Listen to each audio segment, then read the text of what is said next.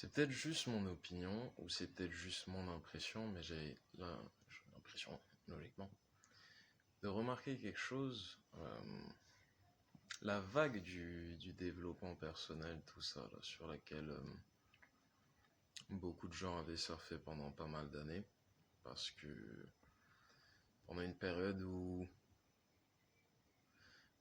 c'était compliqué pour pas mal de monde, les gens, hommes comme femmes, cherchaient des repères. Euh, Il y a encore pas mal d'insatisfaction dans le quotidien de tout un chacun, mais il y avait une forme d'insatisfaction qui était différente à l'époque où tous ces créateurs de contenu étaient extrêmement populaires. Je ne suis pas du tout en train de dire ça pour critiquer ces personnes parce que globalement,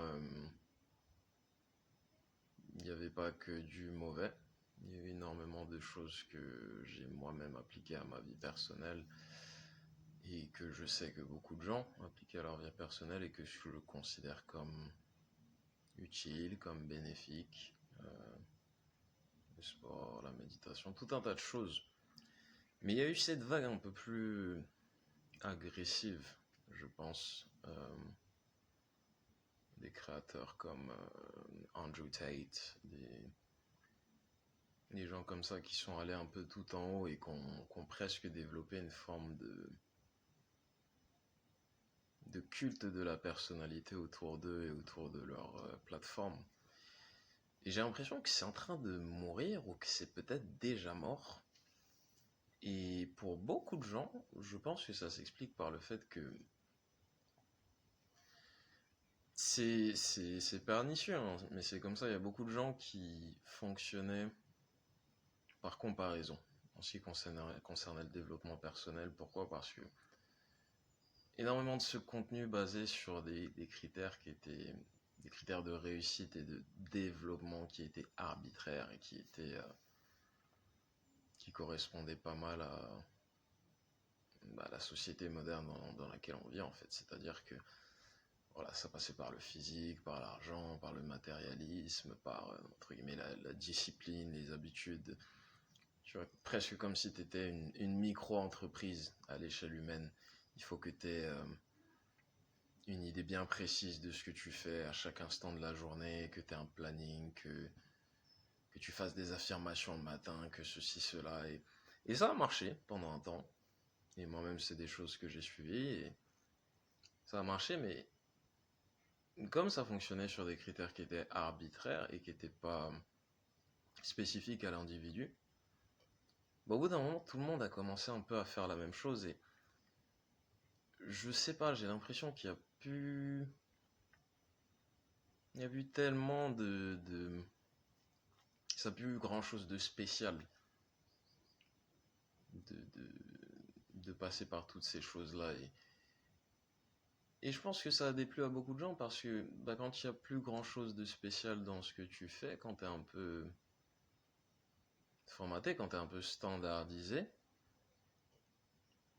la barre redescend. Tu vois, et beaucoup de gens, malheureusement, moi y compris à certains moments de ma vie, hein, je vais pas faire comme si, voilà, mais beaucoup de gens, je pense, se basaient sur ce qu'ils faisaient de plus que les autres ou de mieux que les autres pour remonter leur estime d'eux-mêmes. Et la salle en faisait partie, et les investissements, et ceci, cela. Mais tout ça, j'ai l'impression que c'est un peu mort. J'ai l'impression que c'est sur la fin, que c'est déjà terminé, et que je pense le plus grand indicateur de ça, c'est un peu le sport et la salle. Genre, c'est très commun maintenant d'aller à la salle. Il y a beaucoup de gens qui y vont. Il y a beaucoup plus de femmes qu'avant. Je dirais ça s'est tellement démocratisé, c'est devenu un peu, j'ai pas envie de dire ordinaire, mais un peu quand même. Genre, oui, d'accord, tu vas à la salle, mais où tu fais du sport, et c'est une bonne chose. Moi, je pense qu'il y a énormément de bienfaits à l'intégration d'une pratique sportive dans sa vie, que ce soit mentalement, physiquement, en ce qui concerne la longévité, l'humeur. Mais je pense que pour que ce soit pérenne et pour que ce soit réellement utile à l'individu, faut qu'il y ait un peu plus que l'idée de vouloir être meilleur que les autres ou vouloir être meilleur que soi-même ou quoi que ce soit, parce que voilà, il y a beaucoup de gens qui diront ah mais non, moi je vais à la salle parce que je vais être... Oui, dans les faits, c'est ce que tu dis. Dans la réalité, il y a beaucoup de gens à la salle qui se comparent. Et ce qui est logique, parce que ça se base, entre guillemets, la base, c'est ce qui est autour de toi. Et c'est un peu ça le problème, je pense, avec le développement personnel. Et je pense que c'est ce qui explique que c'est un peu mort aujourd'hui, ou que c'est complètement différent. Et ce qui est formidable, c'est que moi, je suis très curieux de voir à quoi ça va laisser la place, quelque chose d'un peu plus individuel, d'un peu plus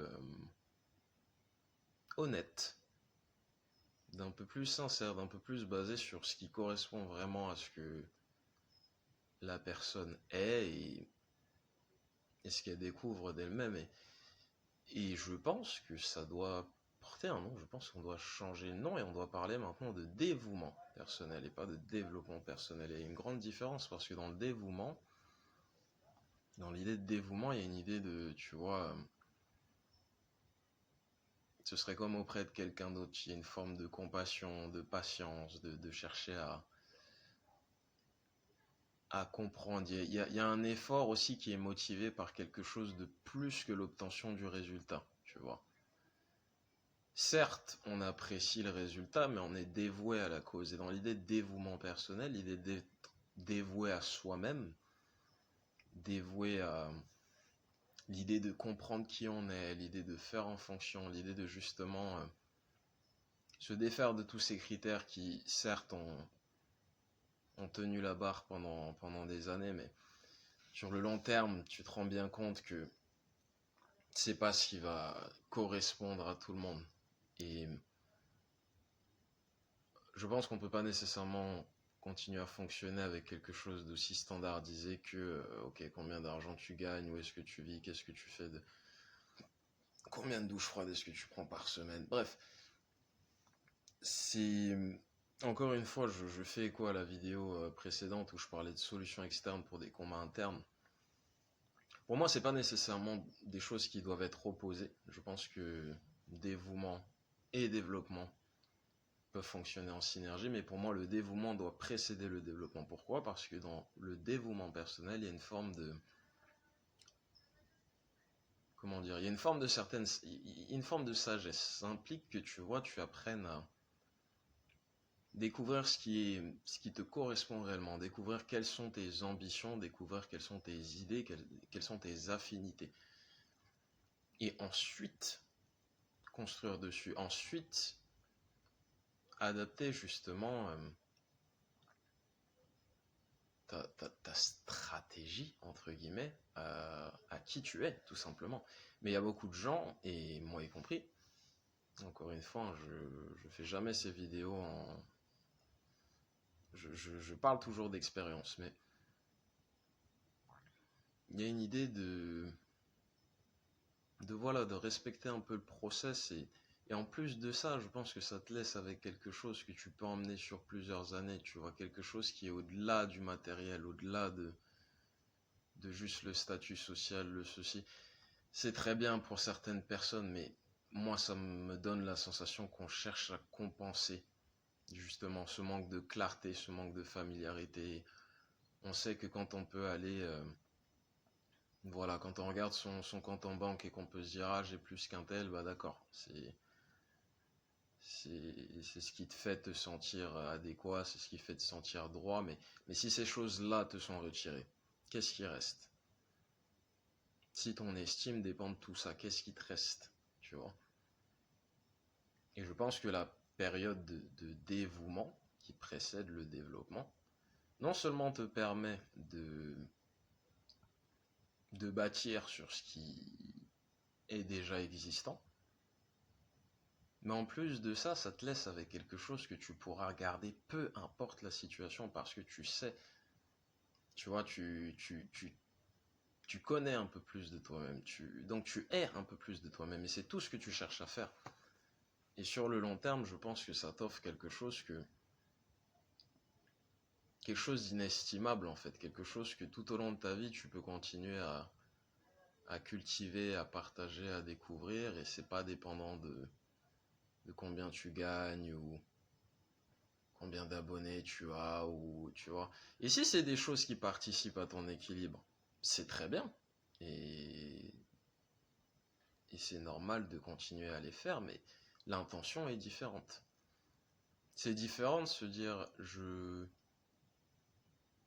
fais quelque chose parce que je sais que c'est moi, et je sais que ça me fait du bien de le découvrir, de l'exposer, de le partager, de le cultiver. Et en mon estime, avec mes propres critères, je sais que je construis quelque chose. Et de se dire, bon, la société attend que je sois ça, ça, ça, ça, ça. Et après, il y a des raisons qui sont multiples, hein. Il y a beaucoup de gens pour qui ça va être je déteste ce mot, hein, mais le marché de la séduction. Il y a beaucoup de gens qui pensent que c'est les choses dont ils ont besoin pour trouver un partenaire adéquat. Mais pose-toi la bonne question, est-ce que tu as vraiment envie d'être avec quelqu'un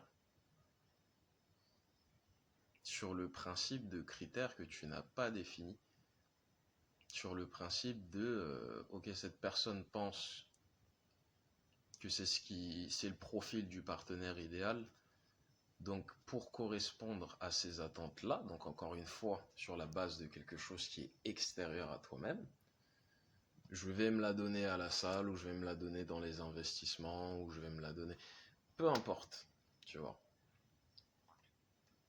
Mais encore une fois, c'est des choses qui sont extérieures à toi-même, c'est des choses qui peuvent... il se passe des trucs dans la vie, tu vois, ça... Un crash boursier, un truc du genre, c'est... Qu'est-ce qui te reste, en fait, une fois que tout ça est parti? Et moi, je pense que c'est ce qui va se passer pour de plus en plus de gens. J'ai une personne en tête, Théo d'ailleurs, si tu passes par là, je te salue, mais j'ai à la salle où je m'entraîne, il y a quelqu'un qui fait des trucs absolument extraordinaires, euh, avec son corps, sa force physique, son agilité. Il fait du parcours, il fait de la calisthénie, il fait tout ce que tu veux, enfin bref, il fait des trucs absolument incroyables. Et je crois comprendre qu'aujourd'hui c'est son travail, je crois comprendre qu'il y a des gens qui coachent. Je connais pas plus de ça, de sa vie personnelle, parce que voilà, on parle pas beaucoup de sa vie personnelle. Généralement, je lui dis bonjour et je lui demande des conseils, justement pour moi-même, les choses que j'essaie de mettre en application. Toujours très disponible, très avenant, très sympathique. Mais c'est sa spécificité, tu vois. C'est vraiment son truc. Et je pense qu'il a fait ça une bonne partie de sa vie, et se dire que moi j'ai du mal à imaginer que ça me fasse pas kiffer, tu vois. D'être aussi capable dans les choses qu'il fait, et d'être aussi à l'aise, tu vois, avec sa signature, parce qu'au final c'est ça que ça le menait. Maintenant il est dans une situation où il peut coacher, il peut faire tout un tas de trucs et tout. Et je sais pas combien il a sur son compte en banque, je sais pas si j'en sais rien. Mais je sais que, en tout cas, il me donne l'impression de quelqu'un qui, voilà, s'en fout des critères quelque part. Il est heureux dans ce qu'il fait, il est épanoui, il a sa signature, il a ses connexions, il a tout ce que ça lui apporte. Et peut-être qu'il y a des choses qui lui manquent dans sa vie, mais au moins sa base, cette base-là, il l'aura toujours. Il l'aura toujours. Imagine maintenant si ce mec-là, parce qu'il voulait, je sais pas, correspondre à tel ou tel profil d'entre guillemets d'individu modèle, peu importe à quoi ça ressemble aujourd'hui, il s'était éloigné de tout ça, il était allé vers, j'en sais rien, les assurances, les trucs comme ça, parce que par rapport à ce que la société attendait de lui, c'était entre guillemets les objectifs et les ambitions qu'on lui avait mis sur le dos. Il aurait perdu quelque chose, la société aurait perdu quelque chose. Et je pense que c'est ça, tu vois, qui est important, c'est de réaliser que le développement personnel, c'est censé être personnel. Le dévouement personnel, c'est censé être personnel. Tu pourras jamais, entre guillemets, tu pourras gagner autant d'argent que tu veux, euh, faire autant de sport que tu veux, ça changera quelque chose dans ta réalité physique, certes. Mais moi, je suis convaincu que sur le long terme, si c'est pas quelque chose que tu as cultivé en te basant sur une signature, que tu as cultivé en te basant sur quelque chose qui t'est propre, viendra un moment où tu réaliseras que ouais, t'as quelque chose de plus à faire pour te sentir accompli. Et je pense que c'est un peu le mythe qu'on vend à beaucoup de gens, tu vois. Fais ci, fais ça, et tu te sentiras accompli, tu te sentiras suffisamment bien.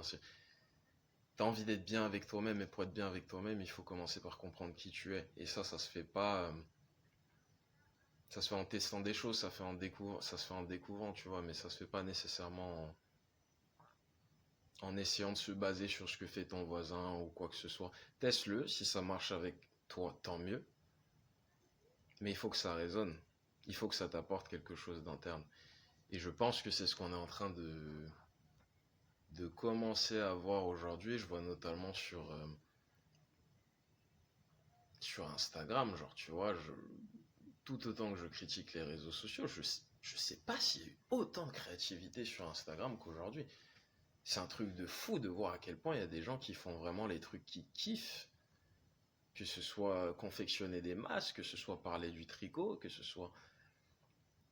Et tu vois, ils développent quelque chose en eux à travers ça, parce que ça leur correspond, et je pense que c'est l'idée de revenir à quelque chose d'un peu plus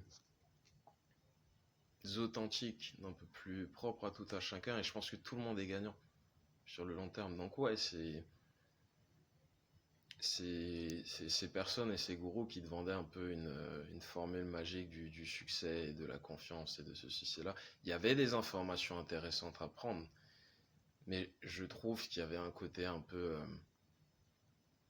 comment est-ce que je pourrais dire en français? Je vais le dire en anglais. One size fits all. Bah, en gros, une taille pour tout le monde. Et c'est la mort de cette illusion-là, et je sais pas, je trouve que c'est intéressant. Donc voilà, c'est clairement pas une vidéo aussi élaborée que la précédente. J'avais juste envie de partager un peu ma pensée là-dessus. Et si jamais vous tombez dessus et que vous trouvez ça intéressant, dites-moi dans les commentaires ce que vous en pensez, si c'est des choses que vous avez remarquées vous aussi. J'ai hâte d'avoir vos retours et de partager, de discuter de tous ces sujets, de tous ces sujets-là. Donc voilà, il fait beau, faire un peu de ménage et profiter du soleil ici, il me reste du temps. Prenez soin de vous.